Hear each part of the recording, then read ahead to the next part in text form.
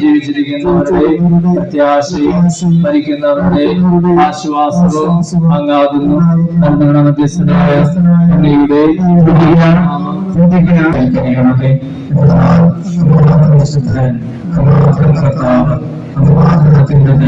യേശുക്രിസ്തുവേ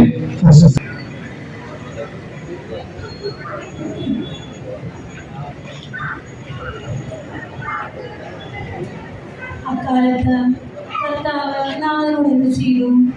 എന്റെ ദാസനായ ദാവീദിന്റെ പദവിയിൽ നിൽക്കുന്നു. അങ്ങയുടെ വിശ്വസ്തത ആകാശം പോലെ സ്ഥിരമാണ്. അയാളുടെ പ്രാർത്ഥിക്കാം.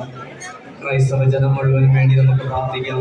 വിശുദ്ധമായ കാലയളവിൽ ദൈവത്തിന്റെ അധരങ്ങളിൽ നിന്ന് പുറപ്പെടുന്ന എല്ലാ വചനങ്ങളാലും കൗണ്ടറുകളിൽ നിന്ന് നേർച്ച സദ്യ സൗജന്യമായി ഭക്തജനങ്ങൾക്ക് നൽകിക്കൊണ്ടിരിക്കുകയാണ്.